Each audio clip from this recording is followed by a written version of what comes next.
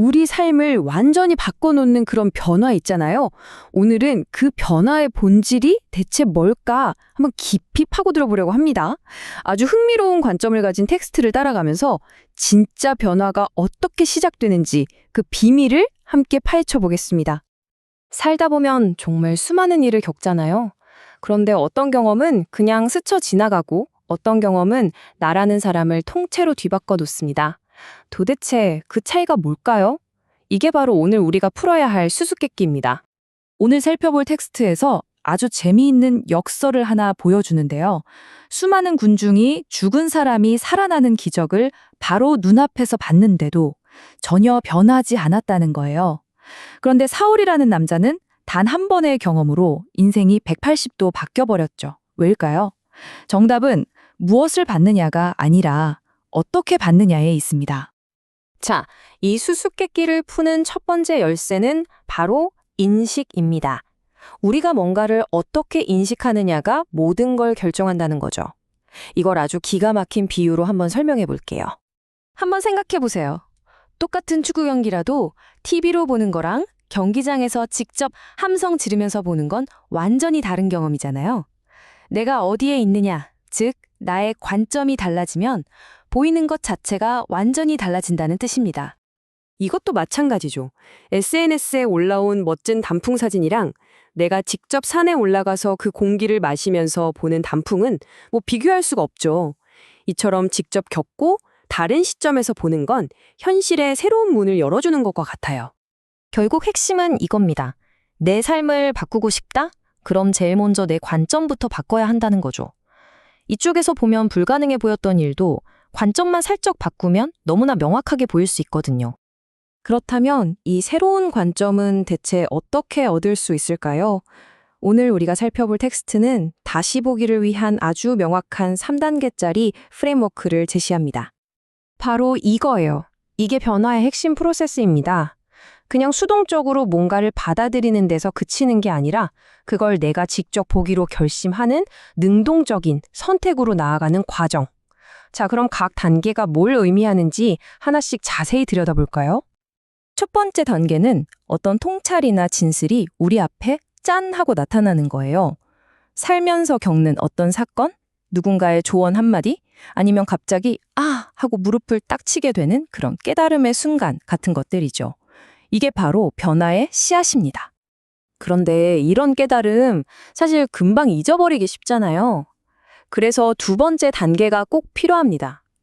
바로 다시 보여주는 것.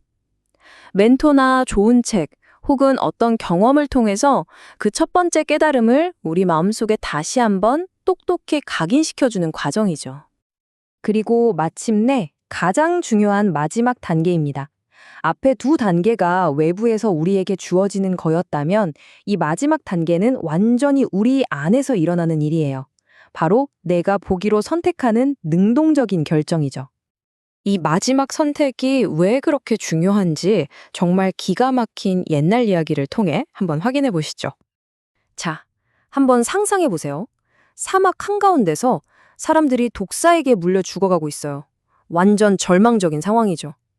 그런데 그 해결책이 믿기지 않을 만큼 간단하다면 어떨까요? 복잡한 제사나 어려운 조건 같은 건 없었습니다. 그냥 딱 한 가지. 장대 위에 달린 놋뱀을 쳐다보는 것. 이게 전부였어요. 쳐다보면 산다. 그런데 여기서 진짜 놀라운 반전이 일어납니다. 분명히 치료법은 모두에게 똑같이 주어졌거든요. 그런데 모두가 살아남지는 못했어요. 대체 왜 그랬을까요? 바로 이겁니다. 텍스트는 치유의 조건이 바로 개인의 선택이었다는 걸 강조해요. 오직 그 놋뱀을 쳐다보기로 선택한 사람들만 살아남았다는 거죠. 아마 냉소적으로 에이 저런 걸 본다고 살겠어? 하면서 그 간단한 행동조차 거부했던 사람들은 결국 죽음을 피하지 못했던 겁니다. 자, 그럼 이제 맨 처음 던졌던 질문으로 다시 돌아가 보죠.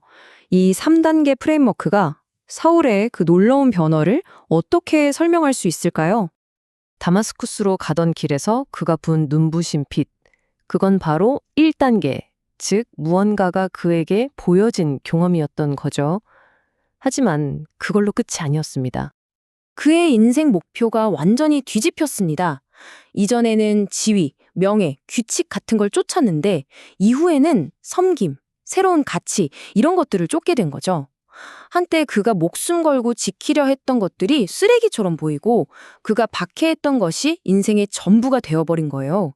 이게 바로 완전한 관점의 전환입니다. 그러니까 진짜 핵심은 이겁니다. 그의 인생을 바꾼 결정적인 순간은 눈부신 빛을 봤을 때가 아니라 그 자신의 선택이 있었을 때라는 거죠. 그는 빛을 통해 보여짐을 당했고 아나니아라는 사람을 통해 다시 보여짐을 경험했고 그리고 마침내 스스로 보기로 선택한 겁니다. 이 모든 이야기는 우리에게 아주 중요한 질문 하나를 던집니다.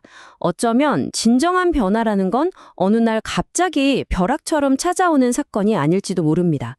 이미 우리에게 여러 번 보여졌지만 우리가 아직 외면하고 있는 바로 그것을 마침내 내가 보기로 결심하는 그 능동적인 선택에서부터 시작되는 건 아닐까요?